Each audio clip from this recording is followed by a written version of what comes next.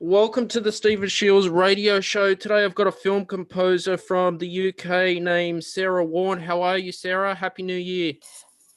Thank you. Happy New Year to you as well. I'm very well, thanks. It's good to have you on the show today. Sarah, I've noticed you've got some great film work that you've published on Spotify, and you've worked for the BBC as well. You've also partnered with the QTube with their recent film scoring competition. I've also submitted my entry. How did you come across the QTube? So it was brought to my attention by one of the other fellow judges on the panel, Tristan Noon. And then the organizer, Brian, got in touch with me. Sounds like a fantastic opportunity.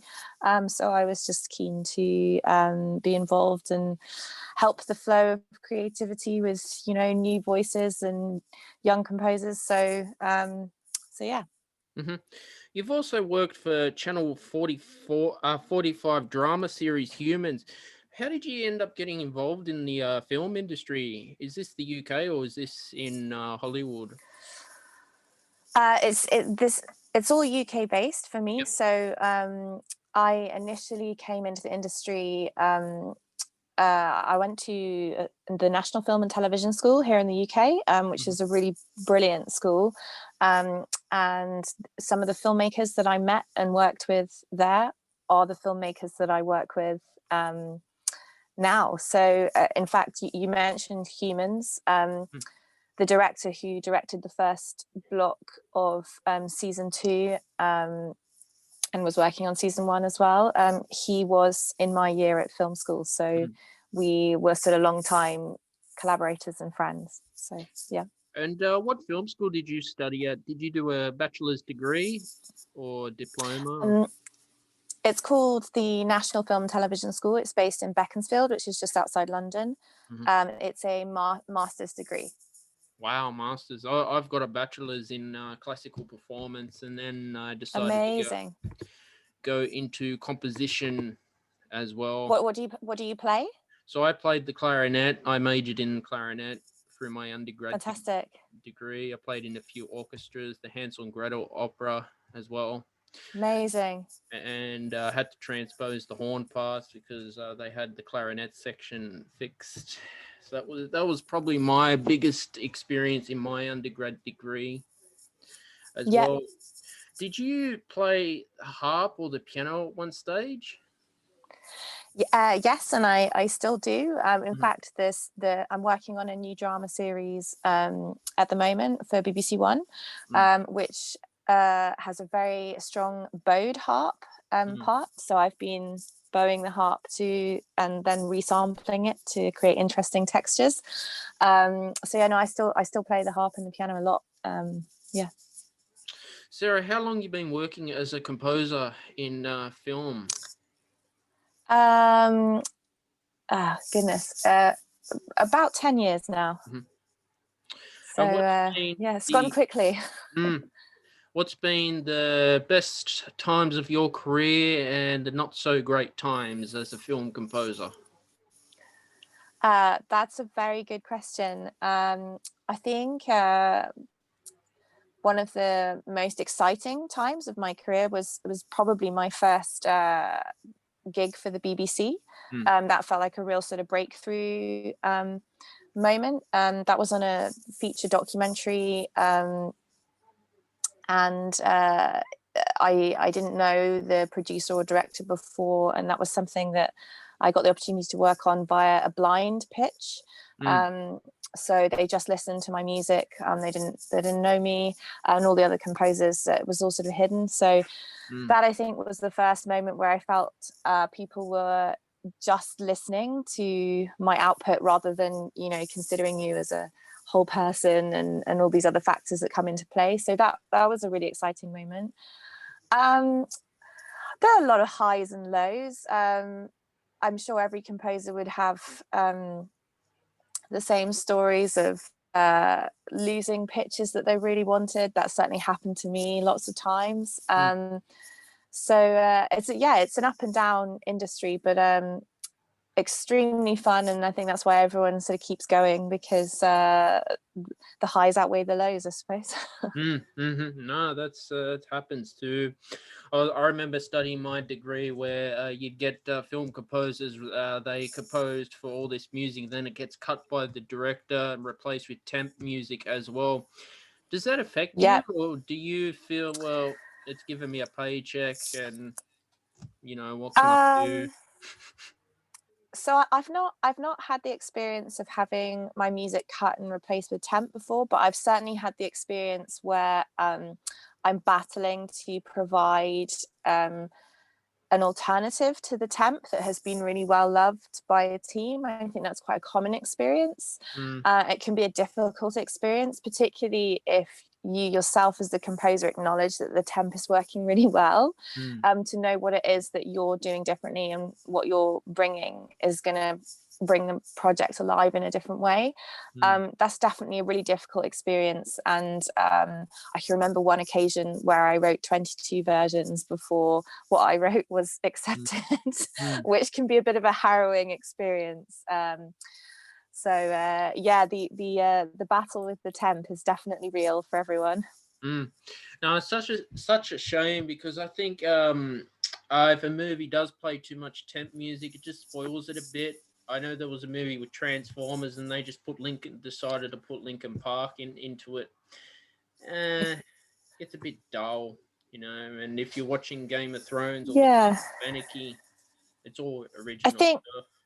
I think temp music at its best can be a really creative way of unlocking conversations about what a team is looking for, and at its very worst, it can shut down creativity and stop you from searching broadly and widely of what is the right thing.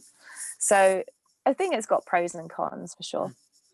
So during the 2020 coronavirus pandemic, how did you cope with the whole lockdown, Sarah? And is the UK in a full lockdown at the moment? UK is in a full lockdown. This is our third lockdown. Oh dear. I think, yeah, it's difficult. People are struggling in their own ways, in their different ways. My husband's a doctor, so I suppose I'm seeing the pandemic from that side when he comes home, and the hospitals are very busy, so it is a worrying time. In terms of how we coped, that's a very interesting question. I became a mum in the summer, so we had a baby in the pandemic. So that's been an interesting experience, because it wasn't, I think, what most people experience when they have their family around them and their friends around them. Your new baby usually brings all those nice experiences with it, but it's been a bit strange because we haven't been able to see family and friends that much between lockdowns. We've been able to see our families, but yeah, it's a tough time. I'm grateful to be in work, so that's made things all right, but there are a lot of people who've lost their jobs and struggling financially, and it's really affected everyone globally. How's the situation in Australia? Well, Sydney, it's relaxed, but we have to wear like a face mask in public. Melbourne got into a second full lockdown, and they're slowly getting out. But on like Western That's good. Australia and the Northern Territory, I think Tasmania or South Australia, like in Perth, everything's so relaxed over there. Like all nightclubs are open because they're on the far Gosh, end. yeah. And Worlds away. yeah. In the Northern Territory, I don't know, because it's so hot out there in the outback, you don't hear about it. No, but we've been lucky in Sydney. But still, That's I good. wouldn't even travel interstate during this time. Yeah, I mean, we've just had it really badly here in the UK, and I think there are multiple factors, but I think, compared to Australia, we're a very densely populated country, and so I think the virus has just traveled incredibly quickly. So it's we all just hope that the vaccination program will work and everyone's lives can get back to relative normal as soon as possible. Yeah, no, and I suppose 2020 wasn't an easy time for anyone. I know the QTube started. I started Shiels Productions as an entrepreneur. Yep. Um, yeah, I don't know why. I just felt it was the right time to start a company as well, Amazing. and then go and do something with Brian Waters as well, which was a fantastic opportunity to build a portfolio as well. How did you? Yeah. Have you collaborated with Brian in the past, or was this the first time of this competition? I haven't. No, this is the first time I've met Brian, but I absolutely love what he's doing. I think it's it's a very rare and exciting opportunity to have the possibility of your music to be performed by a large live ensemble. It's something that will be incredibly exciting for the winner of the competition. So I think the fact that he's felicitating that opportunity is just really great, particularly in a pandemic, because live music, the recording process, it's all been recordings are still taking place, but it's all been very sort of tricky, and certainly I think anything that's helping performers and musicians to carry on during these times is also great from that side as well. Well, I wanted to ask, what music notation software do you use? I'm using Dorico 3.5, and I use Logic. What have you used throughout your career? So I also use Logic as my DAW, and then to notate scores, I'm a Sibelius user. Sibelius was my first ever experience of digital music when I was about 11, but I think it was Sibelius 2 back then. Things have come a long way. So yeah, a combination of Logic and Sibelius. Yeah, I started off with Sibelius in my undergrad degree, but I had a hard Yep. time flicking through the manual, and so when Dorico Right. came out, it was just so simple and straightforward. I can just tie it, and I don't have to. Amazing. Yeah. I've not actually checked out Dorico, but I have heard good things. I think Sibelius is just sort of old habit for me now. But I know what you mean. There's a lot of shortcuts to learn, and yeah. I wanted to ask, what keeps you going during the tough times, like a pandemic? I think for me, do you mean from a composing point of view? I Yeah, from a assume. composing point of view, entrepreneurship point of view for yourself. Yeah. So for me, I think it's all about looking for projects that excite me and that feel sort of personal on some level. I think being creative is tough, even at the best of times, because you're searching for innovation and newness, and something like a pandemic can make you feel quite flat. So I think in order to keep your sort of love of creativity alive, it's all about sort of collaborating with ideas and people that excite you. I think for me that's been key. Hang on, I just put my light on. It's getting dark in here. Oh yeah. That's better. There we go. Yeah, it's been quite hot in Sydney, so keep all the Has windows it? closed. Yeah. I suppose it's your summer there. Mm-hmm. It's absolutely freezing in the UK, so I like the winter better. yeah. I really. Oh yeah. Well, I came in the studio this morning. I put the heating on, so yeah. No, it's not. It's not easy living through a pandemic with the media just bombarding everything and just all this misinformation out there too. Yeah. I think misinformation is a big problem. It's one of the dark sides of technical progression, for sure.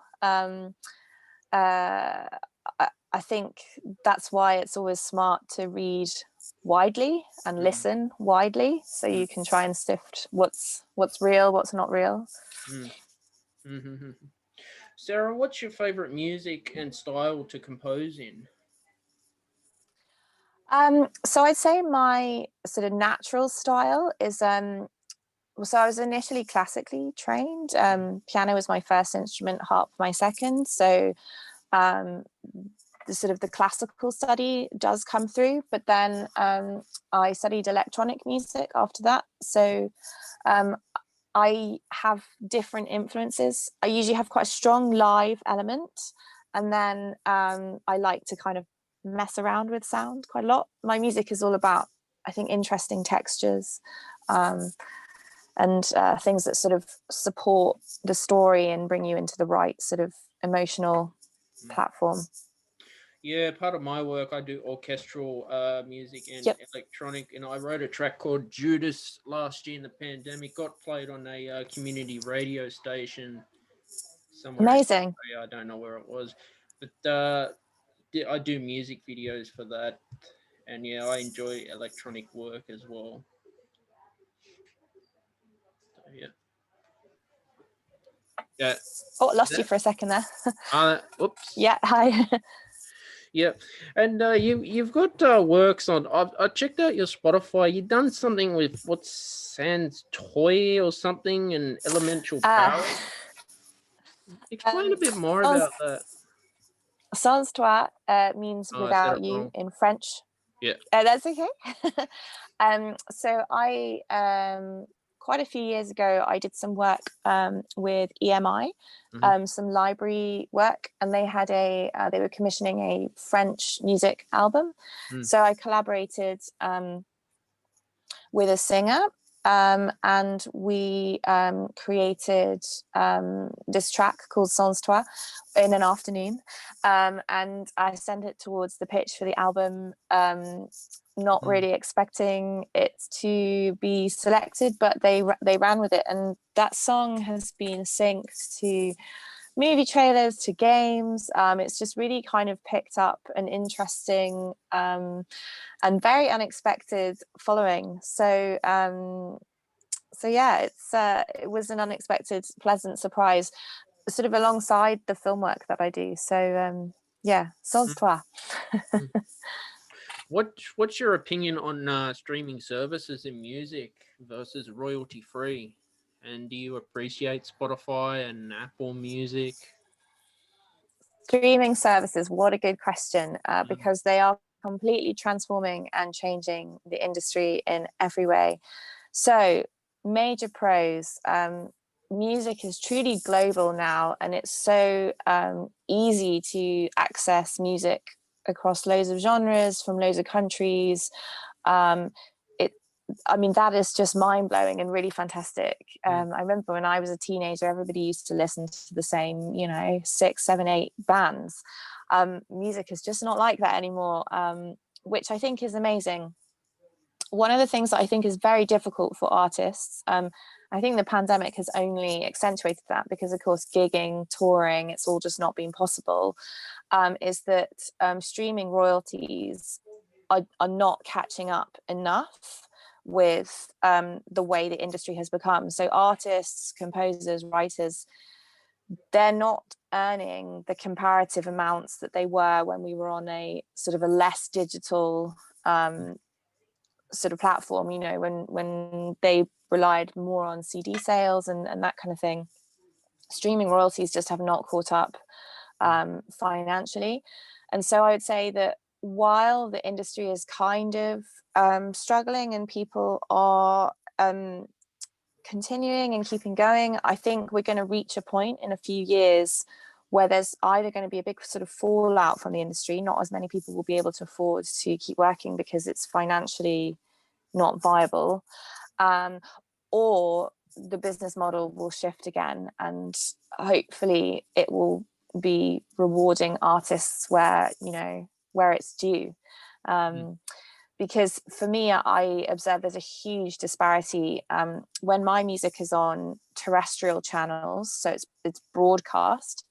The royalties are much, much higher than if my music was on a streaming service such as Amazon Prime or Netflix.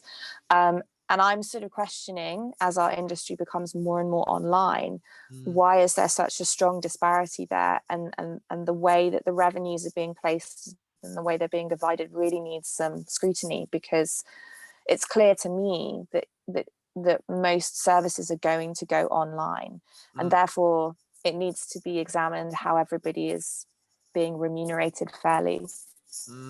Yeah, my first paycheck this year was $3 from royalties. I mean, that is literally insane, because if you think about, you know, obviously albums have always been historically divided between, you know, labels, publisher, artist, writer. So it's not as if there haven't been splits before. But, you know, $3 is a paycheck for, I don't know how many streams that corresponds to, but it's just madness, because you are making a living as a musician, and people are enjoying your product. $3 does not translate as, you know, the system is a little bit broken, but I have faith that as we sort of continue down this path, that hopefully we will get on top of that. Well, I've only been on streaming for 1 year, so I didn't have a lot of streams, but that's an achievement. I've also started it's brilliant looking at the royalty-free path, where you just sell the track for a one-off, and that's it. Yeah.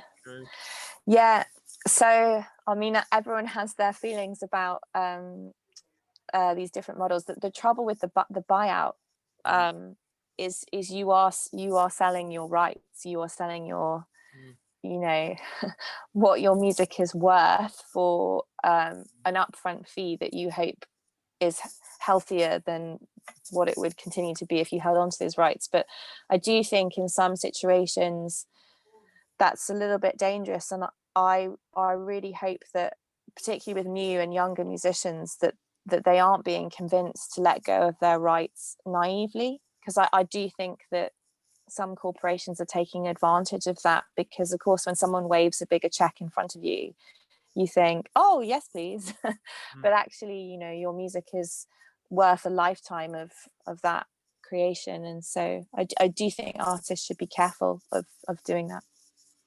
How do you deal with pressure as a film composer, Sarah?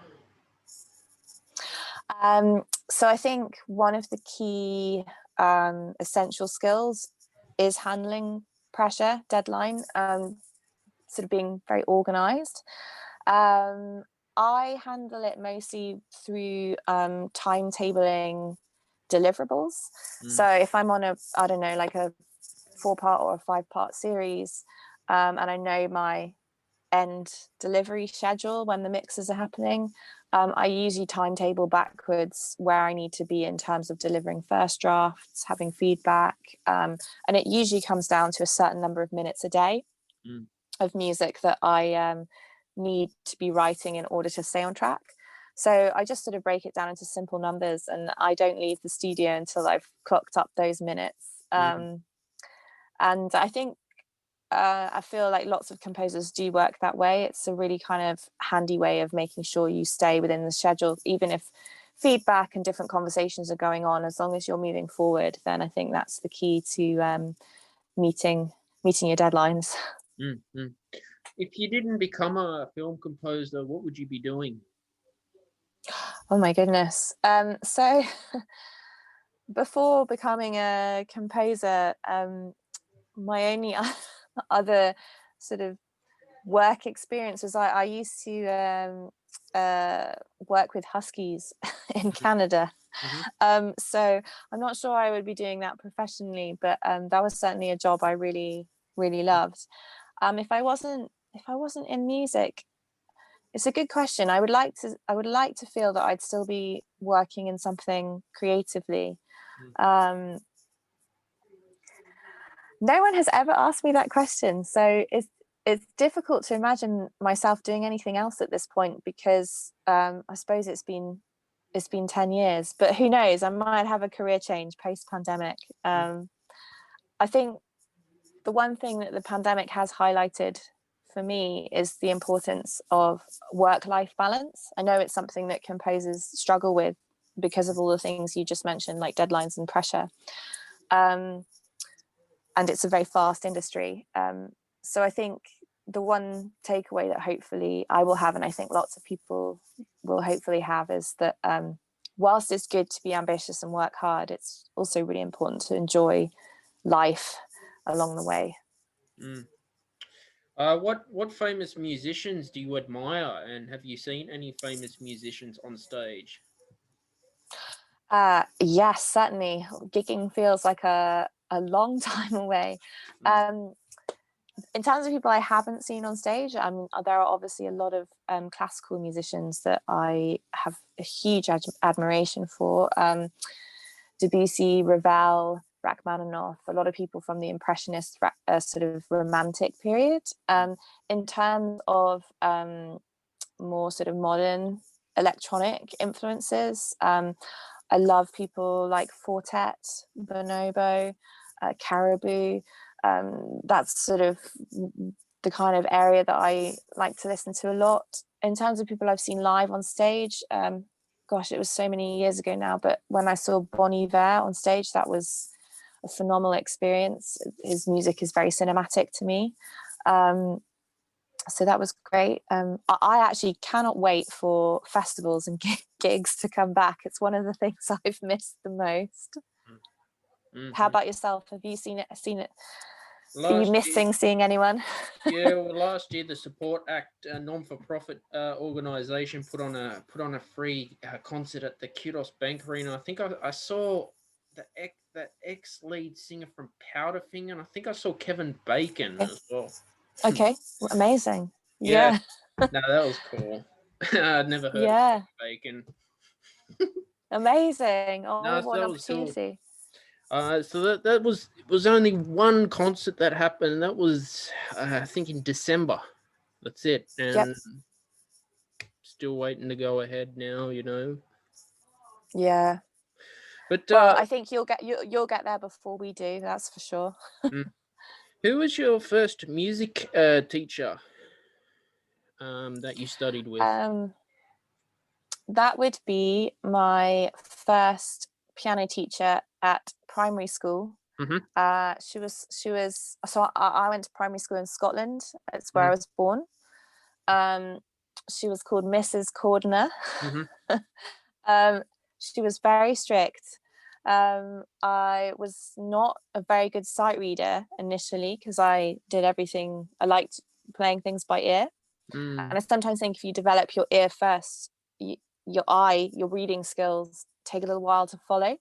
She was very, very strict on me with my sight reading. But I'm very grateful for that because it meant I went on to develop my reading skills much, much better as I was a sort of teenager and sort of really getting into music. But yeah, no, I remember that like it was yesterday. But Mm-hmm. my goodness, several decades ago now. Mm. What advice do you have for beginner composers out there? My advice would be work on your sound. So Mm. don't try too hard to sound like someone else. I think it's really great to be inspired by other artists and to sort of let those inspirations kind of filter through you. But I think work on your voice and what you bring and how you approach music. So that would be one. And the second piece of advice would be to pursue projects and pursue people that you really like. So try to work with filmmakers where you're really in love with their work, because I Mm. think when you collaborate with people that genuinely inspire you rather than just bring in a paycheck, Mm. I think that usually creates really genuine and really exciting work. So those would be my two pieces of advice, I think. Mm-hmm. How do you get your inspiration to write for a film when the director says, "Oh, you got to write for this sort of scene"? I noticed in my experience, if I've had to write for a kid's scene, I have to write something happy because I have my own style, which is dramatic. So now it's a Yeah. challenge. How do you feel about that? So I think exactly as you're saying, it's the scene that dictates sort of where you should start. So for me, I sometimes come on board project quite early. Mm. So that would be reading the script. and kind of thematically working out what the music should be doing to the show. So are the major sort of strands of narrative, you know, is it jealousy, is it betrayal, is it tension, is it corruption? So sort of in my head work out what it is that the music is telling, and then create some themes from that. So that would be work away from picture as an initial stage. But then once the production comes into edit, I'm always working to a scene. So that's sometimes tonal language of the scene. You know, is the cinematography dark? Is it abstract? Is it strange? Is it very real? So that would kind of affect the forces that I would choose and the kind of sound palettes. And then it's always about analyzing why you're in the scene. Why does the scene need music? Because sometimes it doesn't need music, but if you feel like it does, you've always got to figure out what it is that you're trying to say.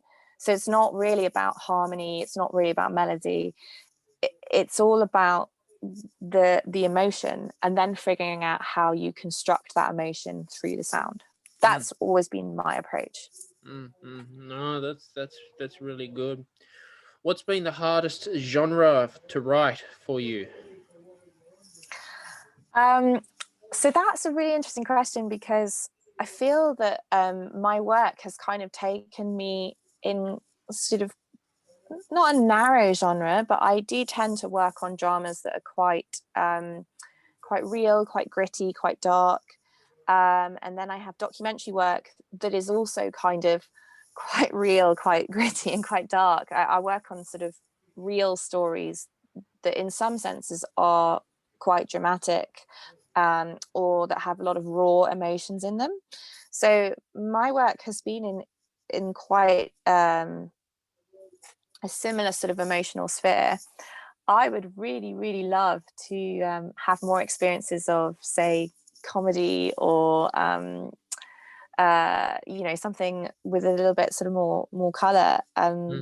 So because I feel like I have been sort of honing these ideas in a similar sort of world for a while. And I suppose the challenge of that, if you keep working on material that you know is within a world or within a genre, the challenge there is to make it different and fresh every time. Because if you're sort of practicing your skills on a similar sort of fabric every time, you do need to work hard to search for doing it differently, and with a sort of different kind of skill or idea every time. So I think that's probably been my greatest challenge. Every time I hit a new project, I'm like, what is it that's going to make this one different, this one creatively interesting? I want to do something that I've not done before. Those kind of feelings, I think, are the big challenge. What are you working on for 2021, and what do you hope to achieve for this year? So I have a drama series called The Drowning coming out in the UK, but it will be international at some stage in February. That's sort of dark thriller. And then I'm currently composing on a series for BBC One with Sean Bean and Stephen Graham just now. And then I have another project for the summer, which is another thriller. So my aim for this year is honestly to bring creative freshness to those projects, but like I was saying earlier, to focus on getting true kind of work-life balance in my life. I think that's my 2021 aim. How about yourself? What's your aim for 2021? Yeah, publishing another album out, growing the YouTube channel, podcasting with more people as well, and improving the live streaming too. Starting to teach music through my company as well, and fantastic. Going to do a business course this year, and building the social media. Do you with the teaching, do you have a group of students that you teach regularly? Not yet, so I'm still trying to start out and going to do them on Skype or Zoom. Yeah, great. Well, I mean, I think I'm sure you're the same. I feel like everyone lives their lives on Zoom these days, but it is amazing that, you know, we have these apps and these possibilities to be able to carry on, you know, conversations. Because I was thinking a lot actually yesterday about the last pandemic that happened 100 years ago, and thinking that they obviously didn't have any of the resources that we have to stay connected to people. So in some respects, you know, although it's awful and the times they're going through is awful, it is nice that we have the tools to stay in communication with people that we can't see. Yeah, no, well, that's it. Everything's electronic now. You know, a lot of Yep. production companies have closed down, especially in Hollywood as well. Yeah. I mean, the filming is incredibly difficult now. It's a huge logistical feat. I'm amazed that we have so many productions still in shoot here, which is brilliant for keeping our industry going. But I think it's hugely difficult to make sure it's done safely. So yeah. No, that's it. You know, you can only move on through 2020.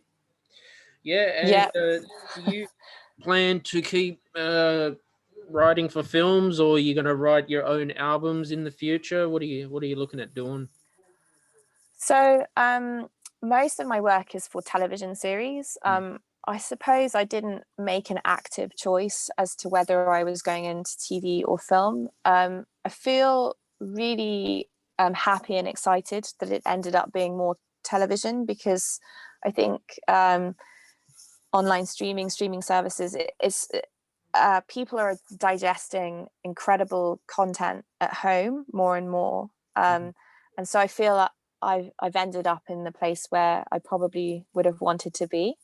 I do hope that in the future that I perhaps move more into film, but I think film has its challenges, and I think the pandemic has not helped at all.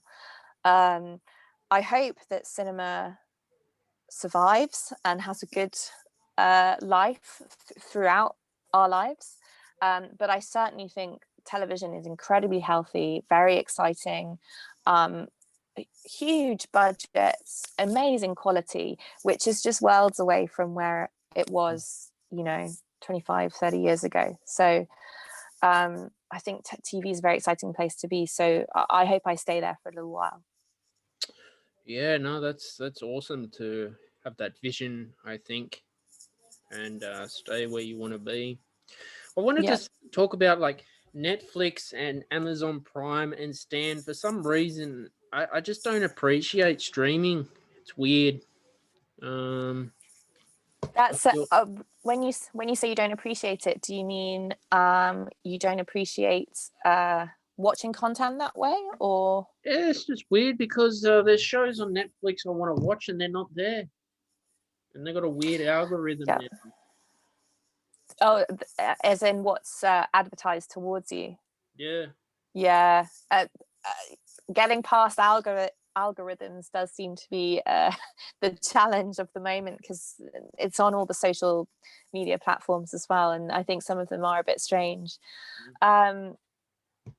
I think I mean, I don't know about you, but I belong to a lot of streaming services, and that in itself is quite a lot of admin to have these different subscriptions sort of floating around. But I think we're at a transitional stage where, you know, there's a lot of competition. Netflix, Apple TV, Amazon Prime. I don't see the competition staying that wide for that long. I think it will condense and we will have a couple of major players. So I think we're at a very unusual stage where there are a lot of companies fighting to have their content at the front. You're right? Yeah, that's it. I was just going to show you something. I'm still old school. Oh, yeah, okay. Yeah, nice. DVD all the way.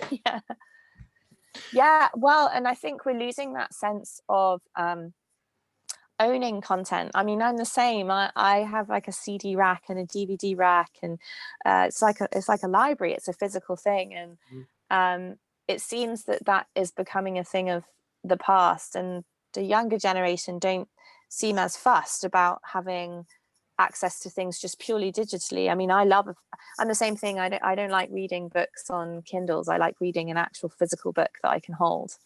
So it's kind of, yeah, it's just very changing times. But I think I can't place any bets on who the winners are gonna be, but I don't think we will have as many streaming services as we currently have for a long time. I think the industry is going to keep shifting, and it's just about going with that and following what it's becoming, which is guided by what people are interested in and how people want to watch things. And it does seem clear that while you're in a very healthy minority of old schoolness, it does seem that the demand for online services is just absolutely massive. I mean, the figures are massive. So I don't mind it, Sarah, but it just gets to a point because I tried Apple TV and I thought it was rubbish. And as in the content. Yeah, there's just nothing there to watch, and it was just weird. And iTunes as well, it's just weird. They need to improve that. It's just complicated. Yeah. I mean, Apple is a really interesting model because, of course, the slightly scary thing about the Apple model is they make so much revenue from devices that could potentially forever fund the generation of content. That's an incredibly safe model because a lot of services rely on spending money to make amazing content and then earning money from their amazing content, whereas Apple have got this system where they make all their money from their products. So it's sort of like a plus for them that they can make this sort of amazingly high budget content. So I think Apple's a really interesting one because other services don't sort of have that side to them.